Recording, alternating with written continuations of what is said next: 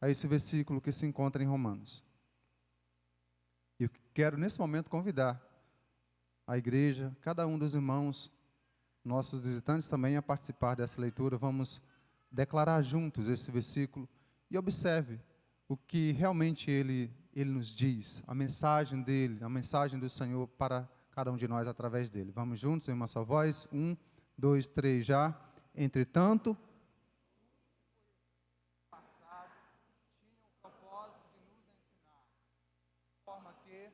por meio da perseverança e do encorajamento das Escrituras, mantenhamos a nossa esperança. Cada um de nós que estamos aqui, temos uma Bíblia. Seja uma Bíblia impressa, como esta aqui, seja uma Bíblia digital, eletrônica, no seu smartphone, no seu tablet, seja uma Bíblia em áudio, gravada lá no pendrive, você coloca no seu carro, no seu equipamento de som. Então, cada um de nós temos uma Bíblia. E esse texto que você e eu acabamos de declarar juntos, ele nos diz que tudo o que foi escrito, tudo o que foi escrito no passado e que está revelado nesse livro tem um propósito. Tem um propósito. E qual é esse propósito? Qual é esse propósito de acordo com esse versículo aí? Me ensinar. Ensinar você.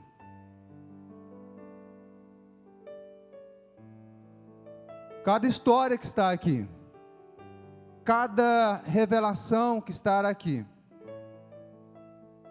cada versículo que está aqui, foi escrito com esse propósito. Então, quando você e eu deixamos de ler a Escritura, nós deixamos de aprender. Nós perdemos essa oportunidade preciosa de sermos ensinados pelo Senhor. Pelo Senhor. Então, como tudo o que está aqui, cada história, como nós já dissemos, tem esse propósito de nos ensinar. Então, hoje nós vamos aprender sobre as qualidades de um homem que muito agradou a Deus. Esse homem, ele não era descendente de Abraão, ele não era membro da comunidade do povo escolhido de Deus. Esse homem era um gentil. Esse homem não era convertido, ele não era crente ainda. Mas nós vamos aprender, através de algumas atitudes, decisões, comportamentos, que construíram qualidades preciosas na vida dele. E que culminaram, essas qualidades, elas culminaram com o alcance, a salvação e a transformação de toda a casa dele, de toda a sua família. Pastor, quem era esse homem? Vamos ler então, a princípio, os versos de 1 a 8 do capítulo 10 de Atos dos Apóstolos. Havia em Cesareia um homem chamado Cornélio, centurião do regimento conhecido como italiano. Ele e toda a sua família eram religiosos e tementes a Deus. dava muitas esmolas ao povo e orava continuamente a Deus. Certo dia, por volta de uma visão, viu claramente um anjo de Deus que se aproximava dele e dizia: Cornélio. Atemorizado, Cornélio olhou para ele e perguntou: Que é, Senhor? O anjo respondeu: Suas orações e esmolas subiram como oferta memorial diante de Deus. Agora mande alguns homens a Jope para trazerem um certo Simão, também conhecido como Pedro, que está hospedado na casa de Simão, o curtidor de couro, que fica perto do mar. Depois que o anjo que lhe falou se foi, Cornélio chamou 2 dos seus servos e um soldado religioso dentre os seus auxiliares, e contando-lhes tudo o que tinha acontecido, enviou-os a Jope. Quem era então Cornélio? Quais as qualidades que podemos observar e aprender através de sua vida? Eu já disse que ele não era membro da comunidade do povo de Deus, ele não era um cristão convertido ainda, ele era um romano. Na verdade, o texto diz que ele era um centurião romano. O nome Cornélio significa dourado, estável. Eu sei que em algumas publicações audiovisuais, o nome Cornélio tem sido ridicularizado.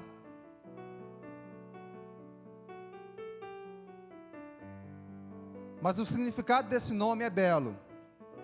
Cornélio significa dourado, estável. Ele morava na cidade de Cesareia. Cesareia era uma das cidades que pertencia à província da Judeia.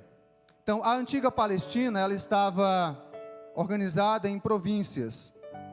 Havia a província, por exemplo, da Galileia, que foi onde Jesus nasceu. Havia a província de Samaria, a província da Judeia, onde estava localizada a cidade de Jerusalém. Então, Cesareia fazia parte dessa província da Judeia.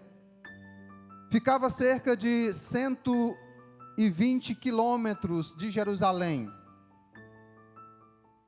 e aproximadamente 48 quilômetros da cidade de Jope. Por que eu estou citando isso? Se você observou na leitura que nós fizemos, além da cidade de Cesareia, foi mencionada também a cidade de Jope. Cornélio morava então na cidade de Cesareia. Na cidade de Jope estava Simão Pedro, o apóstolo do Senhor Jesus, a quem o anjo havia dado, ou sobre quem o anjo havia dado a ordem que deveria se ir buscá-lo. Cornélio deveria então mandar chamar Simão Pedro na cidade de Jope. Então, era um percurso de aproximadamente 48 quilômetros entre as duas cidades, entre a cidade de Cesareia e a cidade de Jope. Como eu disse, ele era um centurião romano. Segundo o comentarista bíblico William Barclay, ele escreveu um comentário sobre todos os livros do Novo Testamento. E nesse comentário ele afirma o seguinte, que a divisão romana, ou a legião romana, o exército romano estava organizado da seguinte forma. Havia então as legiões. Uma legião de soldados romanos era composta por aproximadamente 6 mil soldados. Essas legiões, ou uma legião, geralmente era subdividida, ela era organizada em cortes. Cerca de 10 cortes. Então, se em uma legião haviam 6 mil soldados romanos, em uma corte, eles teriam então 600 soldados, visto que cada legião estava organizada em 10 cortes. E essas cortes também estavam subdivididas, organizadas. Essas cortes estavam divididas em cesáreas. Perdão, as cortes estavam divididas em centúrias. Então, só para efeito de compreensão sobre a função de Cornélio. Havia a legião de soldados romanos com cerca de 6 mil soldados. Essa legião estava organizada em 10 cortes, cada corte com 600 soldados. E as cortes estavam organizadas em centúrias, que era um grupo de 100 soldados. Então Cornélio era o comandante, era o soldado que liderava uma centúria, 100 soldados. Por isso também o título de centurião. William Barclay fala sobre as características de um centurião da seguinte maneira: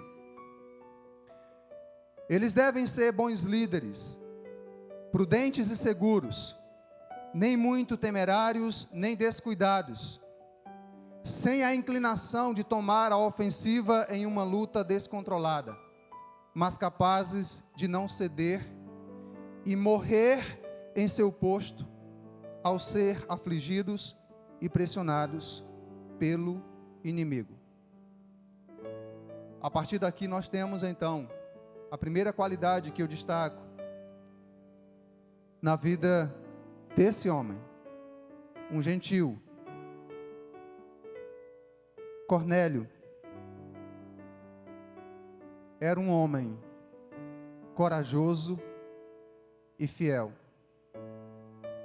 Certamente, era um homem que sabia muito bem o que significava coragem e fidelidade. Essa é a sua primeira qualidade a ser destacada nessa noite diante de cada um de nós. Era um homem corajoso e fiel.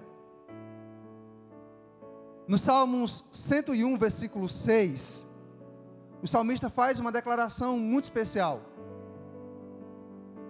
Ele registra então a palavra do Senhor, a voz do Senhor. Os meus olhos aprovarão os fiéis da terra, para que estes habitem comigo. Aquele que caminha com integridade é o que me servirá. Tem uma outra versão onde o Senhor diz: os meus olhos procurarão os fiéis desta terra. Os fiéis da terra. Os meus olhos procurarão para que morem comigo. O que anda em reto caminho, esse me servirá. Meus amados irmãos e todos que nos escutam nesta noite, eu fico admirado e impressionado com essa qualidade na vida desse homem, especialmente o termo fidelidade.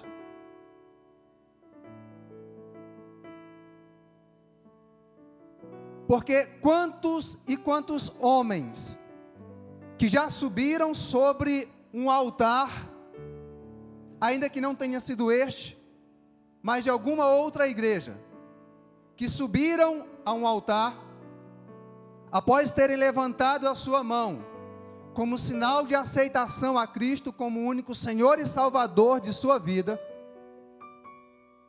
mas que não são fiéis. Eles levantaram a mão como sinal de profissão de sua fé, mas eles não são fiéis. Não são. E aqui nós temos um homem que não era cristão, que não fazia parte ainda do povo escolhido de Deus, que não havia ainda se convertido, mas que era fiel. Enquanto que muitos hoje, que afirmaram terem feito uma decisão, uma profissão de fé, não são fiéis ao seu cônjuge, vivem traindo a esposa, não são fiéis nos seus negócios, compram e não pagam, enrolam as pessoas, mas dizem que são cristãos. Dizem que têm Jesus como único Senhor e Salvador de suas vidas.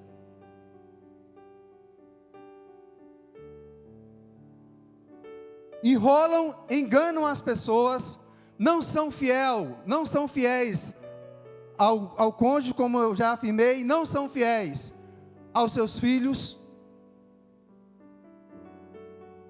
não são fiéis na empresa onde trabalham, não são.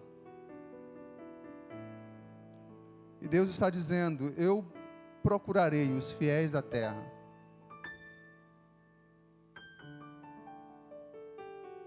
Uma profissão de fé não combina com a infidelidade.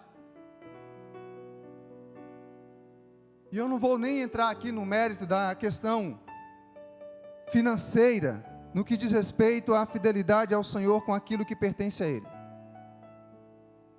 Ficarei nesse ponto.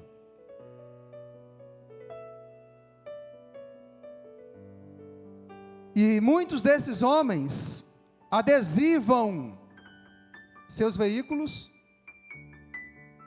às vezes a porta do escritório, algum objeto pessoal, e eles colocam: Deus é fiel. Sim, esta é uma declaração verdadeira e maravilhosa. Deus é fiel. Só que na frente nós deveríamos escrever também: e eu também sou fiel. Deus é fiel, e eu também sou fiel. Sou fiel a Ele, sou fiel ao meu cônjuge, sou fiel à minha família, sou fiel ao meu patrão, sou fiel aos meus funcionários, sou fiel à minha liderança, eu também sou fiel. O que mais podemos observar na vida de Cornélio? No versículo 2 diz que ele era um homem temente a Deus. E não somente ele, mas toda a sua casa era temente a Deus. Pastor, e como é que pode existir alguém com essa qualidade e ainda não ser um cristão, ainda não ser alguém convertido? Muitas vezes nós encontramos. Ele não era convertido, não era um cristão, não estava salvo ainda, mas era um homem temente a Deus.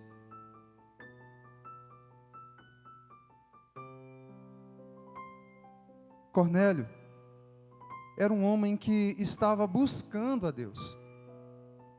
E enquanto ele fazia isso, Deus o encontrou. Ele estava buscando a Deus. pois era temente a Ele. Apesar de sua origem ser de um povo politeísta, porque os romanos adoravam vários deuses, muitas divindades eram adoradas. Talvez Cornélio tenha se enchido daquela situação, daquela religiosidade pagã, e decidiu então temer, ainda que não conhecesse ao Deus que era temido e adorado pelo povo judeu. Povo este que havia sido conquistado naquela época pelo Império Romano.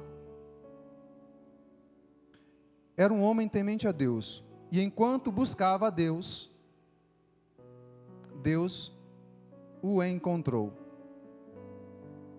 Olhe comigo o que o Senhor fala em sua palavra a respeito daqueles que o buscam, ou de como devemos buscá-lo. Em Jeremias, livro do profeta Jeremias, capítulo 29, versículos 12 ao 14, parte A.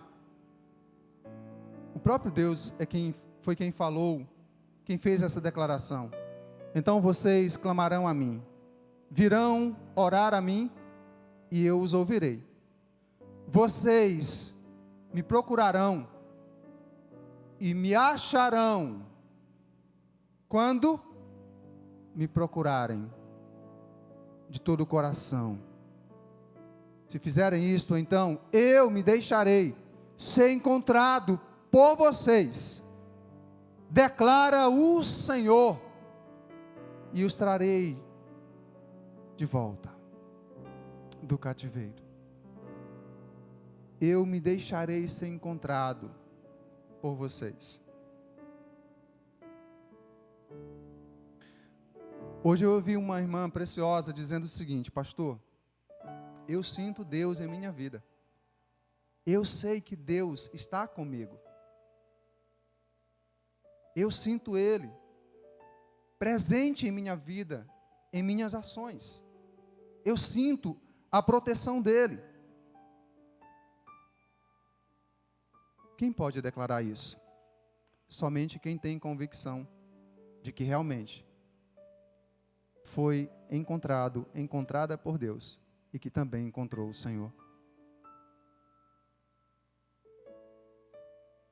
Temor é respeito, temor é honra a Deus. Temor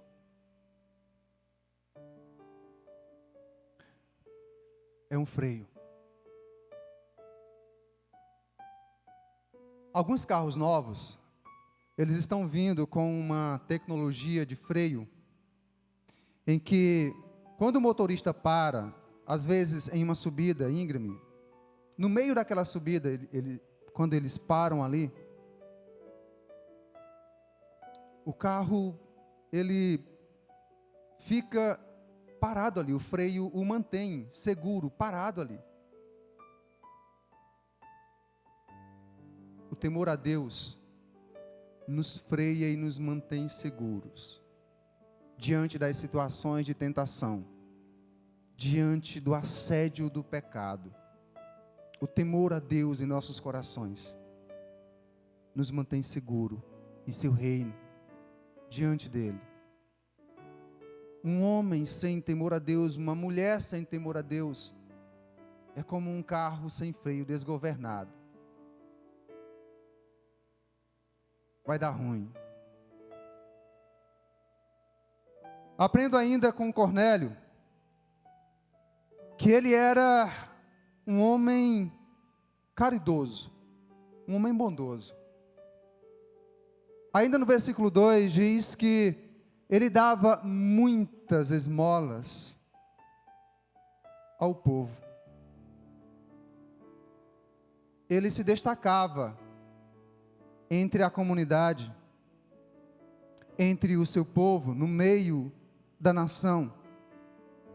Ele se destacava por sua bondade. Sua busca de Deus o fez amar as pessoas.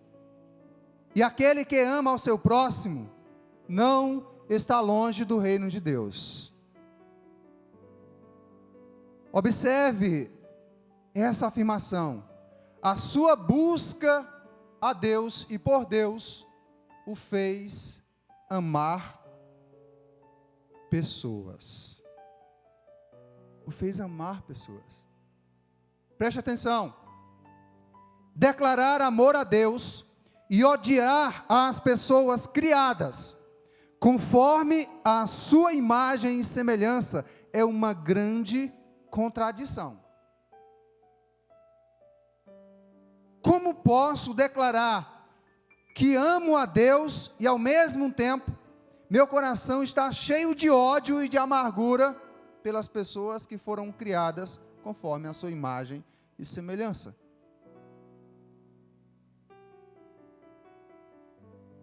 São pessoas próximas, que assumem então o lugar de próximo realmente. São pessoas integrantes da nossa família. Como posso dizer que amo a Deus? Como posso abrir minha boca e usar meus lábios e fazer tal afirmação, tal declaração? Isso é uma contradição. Veja o que diz a Escritura Sagrada. Convido você para acompanhar comigo. Eu vou fazer questão de ler esse texto na íntegra. Primeira Epístola de João, capítulo 3, e o versículo 18. 1 João, capítulo 3, a partir do versículo 18. Olha o que a Escritura nos ensina sobre isso. A partir do versículo 11. Esta é a mensagem que vocês ouviram desde o princípio, que nos amemos uns aos outros, não sejamos como Caim, que pertencia ao maligno e matou seu irmão. E por que o matou? Porque suas obras eram más, e as de seu irmão eram justas. Meus irmãos, não se admirem se o mundo os odeia. Sabemos que já passamos da morte para a vida, porque amamos nossos irmãos. Quem não ama permanece na morte. Quem odeia seu irmão é assassino. E vocês sabem que nenhum assassino tem a vida eterna em si mesmo. Nenhum assassino herdará o reino de Deus.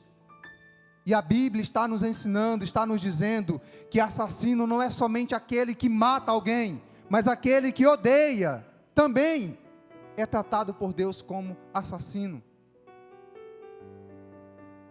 Nisto conhecemos o que é o amor, o que é o verdadeiro amor. Jesus Cristo deu a sua vida por nós, por mim, por você, por cada um de nós. E devemos dar a nossa vida por nossos irmãos. Verso 17.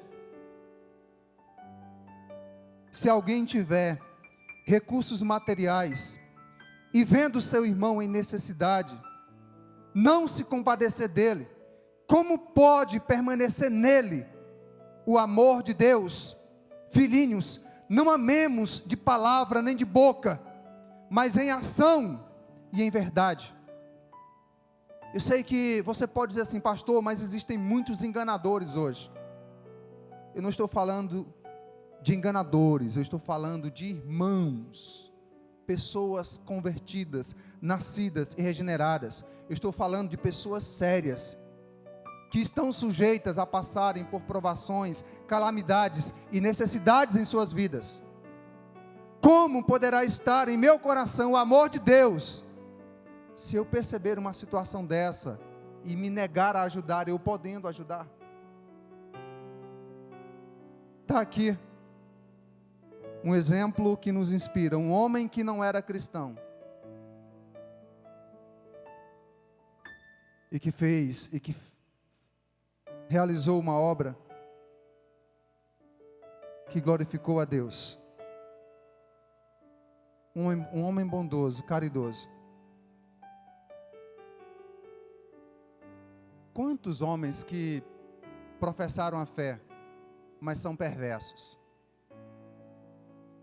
Foi só uma profissão, boca para fora, nada aconteceu no coração,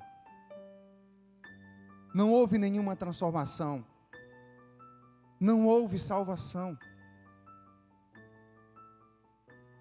continuam sendo perversos, malignos, não terão nenhuma herança no reino de Deus. O Senhor Jesus fez uma declaração também preciosa em Lucas, Evangelho de Lucas, capítulo 12, versículos 33 e 34.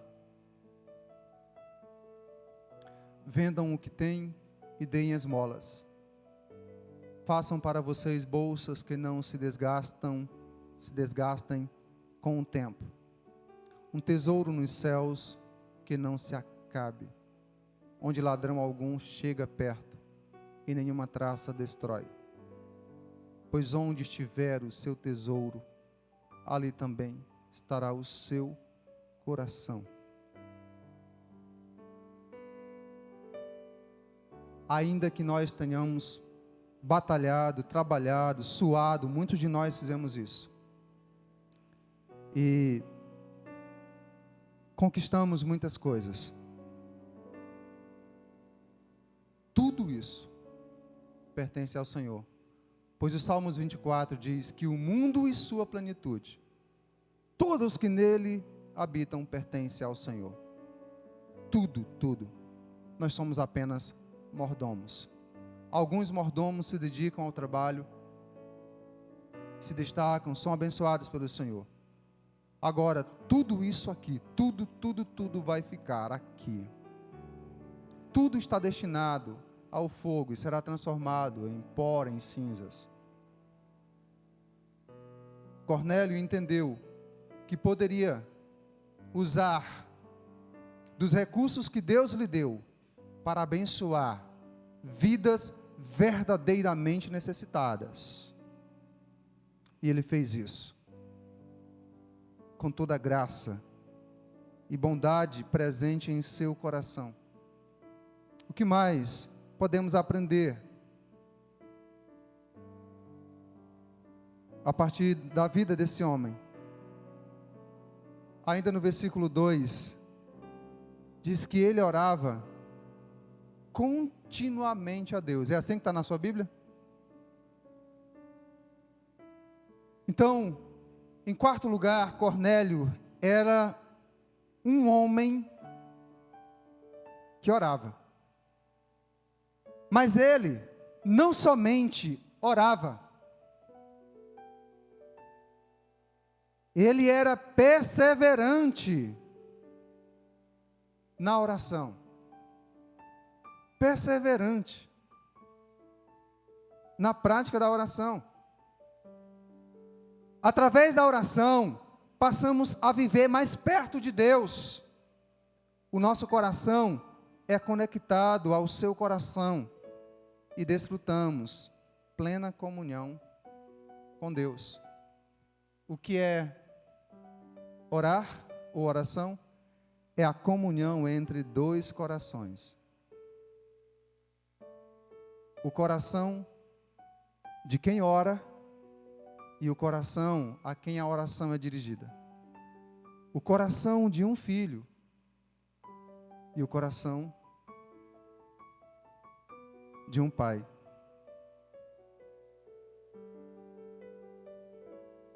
Escute e preste bastante atenção no que compartilho agora. Talvez de tudo que eu já falei, esta seja uma das declarações mais firme e ousada. Especialmente você, líder de família, esposa também. Um homem que não ora é um homem morto espiritualmente. Uma mulher que não ora é uma mulher morta espiritualmente.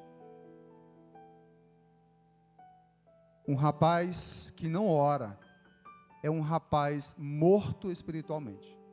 Uma moça que não ora é uma moça morta espiritualmente.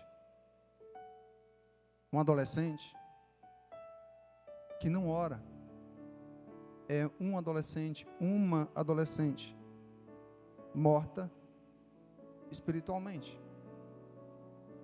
E aqui eu não estou falando de ladainha. Eu não estou falando de ladainha, de vãs repetições. Eu estou falando de oração. Oração. Cornélio, ele tinha o hábito de, todos os dias, às 3 horas da tarde, ele se retirava para dedicar-se à oração. Estou falando da oração como um tempo de qualidade, reservado para estar na presença de Deus. Eu não estou falando da oração que nós fazemos quando estamos diante de um prato de comida, em que nós apenas declaramos: Senhor, que essa comida não nos faça mal, em nome de Jesus, amém. Não. Estou falando da oração como um tempo de qualidade na presença de Deus, onde você tem a oportunidade, o filho, a filha diante do Pai, abrir o coração e se derramar diante do Senhor. Muitas vezes chorar, outras vezes se alegrar, interceder por membros da família, pelo cônjuge, pelos filhos, pelos pais, pelos amigos. Cornélio intercedia, apresentava a sua família todos os dias diante de Deus, e nós veremos o resultado disso aqui. Nós veremos o resultado. Meus amados, em toda a Escritura, cada um de nós somos encorajados a orarmos com fé, constância e perseverança. Com fé, constância e perseverança. Em toda a Escritura Sagrada, nós encontramos encorajamento. Cito algumas referências. Salmos 27, versículo 8. A você, ó meu coração, Ele, Deus, diz: busque a minha face. A tua face, Senhor, buscarei. Salmos 105, verso 4. Vamos juntos? Busquem sempre a sua face. Busquem sempre a sua face. Em Jeremias, capítulo 29, texto que nós já lemos, também somos encorajados a buscarmos o Senhor de todo o nosso coração. Então vocês clamarão a mim, virão orar a mim, e eu os ouvirei. Eu os ouvirei. Romanos 12, 12. Texto base para as nossas vigílias mensais que realizamos. Alegrem-se. Pouca gente alegre. Alegrem-se, sejam pacientes, perseverem na oração. Essa ordem é para o pastor? Não, somente para cada um de nós, para todos. Primeira carta de Paulo aos Tessalonicenses, capítulo 5, verso 17, um dos versículos mais curtos da Bíblia. Orem constantemente. Tem uma versão que diz: orem sem cessar. Orem sem cessar. Estejam em espírito de oração. Somos encorajados assim. Por último, o que mais podemos aprender a partir da vida de Cornélio? É que ele era um homem obediente a Deus. Um homem obediente a Deus. Se você observar no versículo 7, logo depois que o anjo falou com ele, Cornélio chamou 2 dos seus servos e um soldado religioso entre os seus auxiliares, e contando-lhes tudo o que tinha acontecido, enviou-os a Jope. Ele não esperou a semana terminar, chegar um feriado, não. Imediatamente ele procurou obedecer a Deus. Se você observar, versículo 33, aqui, Pedro já chegou na casa dele. Pedro foi buscado pelos seus auxiliares e Pedro já está na casa dele, na casa de Cornélio. Então, Cornélio diz: assim, mandei buscar-te imediatamente, e foi bom que tenhas vindo. Agora estamos todos aqui na presença de Deus para ouvir tudo o que o Senhor te mandou dizer a nós. Era um homem obediente. Escute, grave no seu coração: a obediência é o maior e o melhor sacrifício que podemos oferecer a Deus.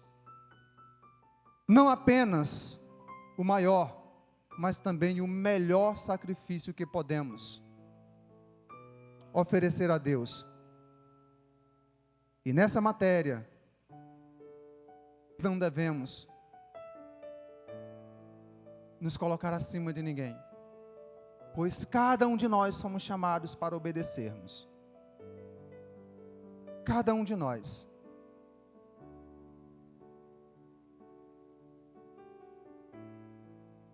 Em 1 Samuel, capítulo 15, versos 22 e 23, o profeta Samuel traz uma grande repreensão e exortação ao rei Saul,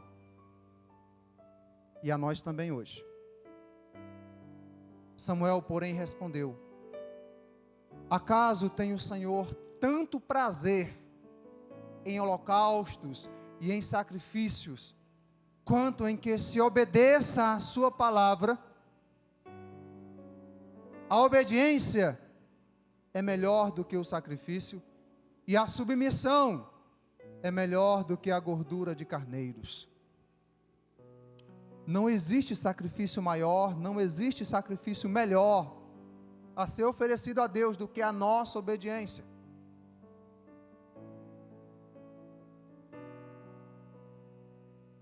Deus é o nosso Pai, e Ele exige e espera a obediência nossa como seus filhos. E filhos que estão aqui, cada um dos seus pais, constituídos como autoridade sobre a vida de vocês, constituídos por Deus, esperam de cada um de vocês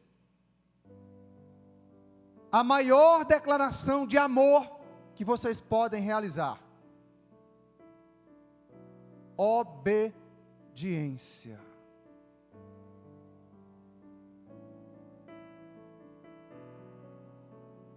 Como um pai, eu prefiro uma obediência imediata, completa, do que qualquer outro prêmio ou presente.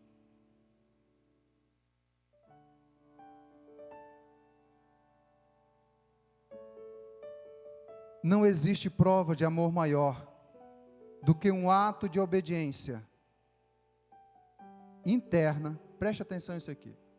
Não existe prova de amor maior do que um ato de obediência. Vamos juntos? Interna.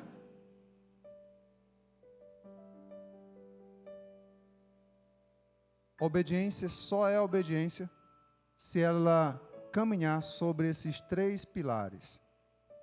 Interna, tem que acontecer no coração. Inteira, não pode ser pela metade. E não é a depois de amanhã, não. Quando deixamos para depois de amanhã, deixou de ser obediência.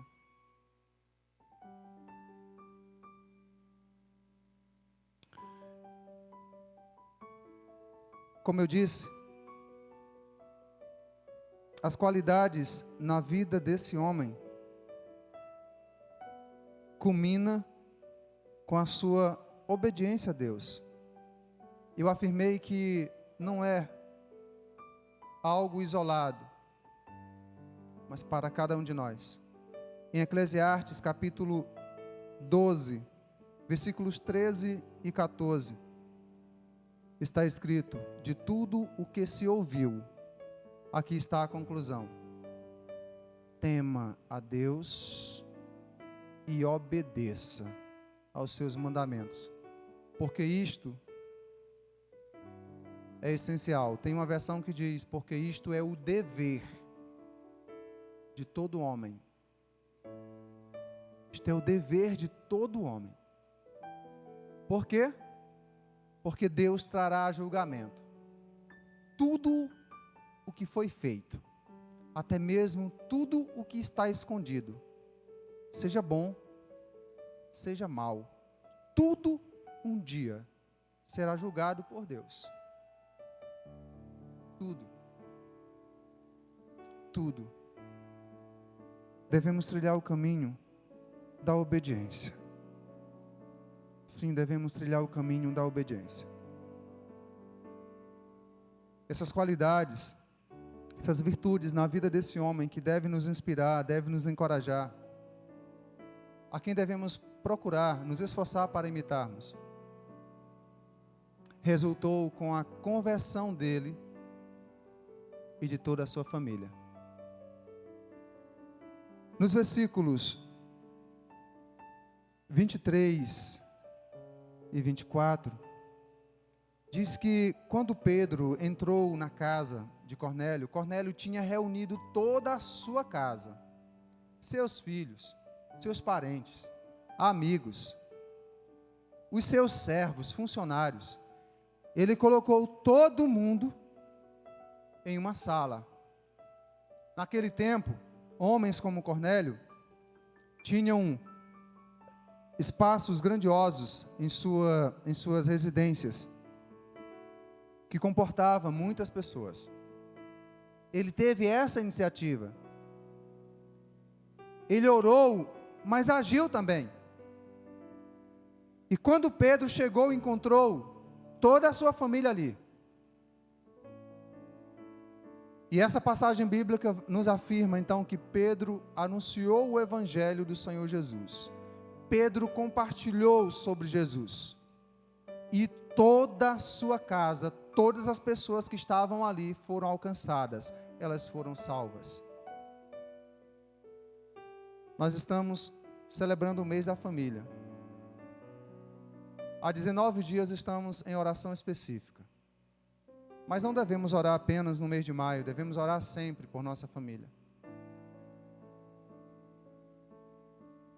Creia que assim como Deus alcançou a família de Cornélio, Ele é poderoso, continua sendo poderoso para alcançar a sua família. Assim como Ele transformou a família de Cornélio, Ele é poderoso para transformar também a sua família. Eu quero concluir esse momento me dirigindo à seguinte pergunta: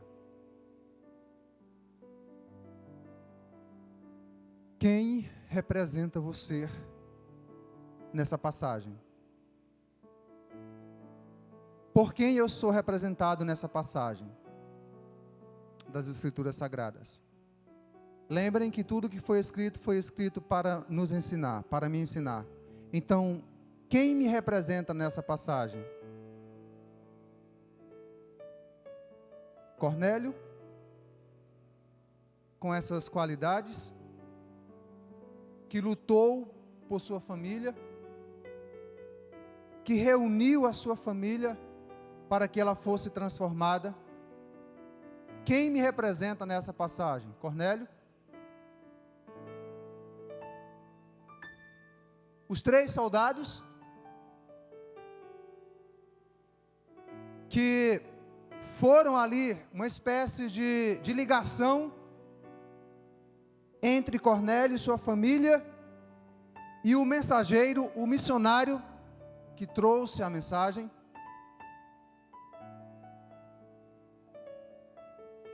há pessoas que elas não têm a habilidade para pregar em um discurso, mas elas são habilidosas em proporcionar ocasiões favoráveis ao testemunho do Evangelho.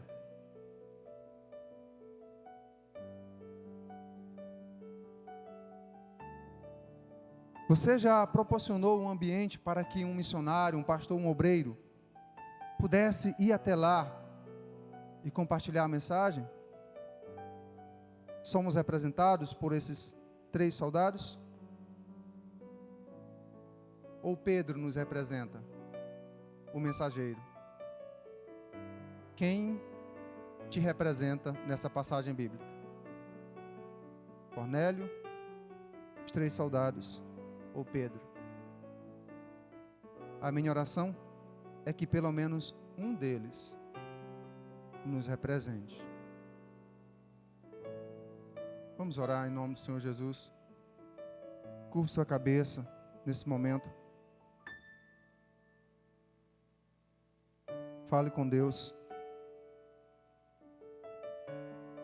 Abra seu coração. Ore por sua família.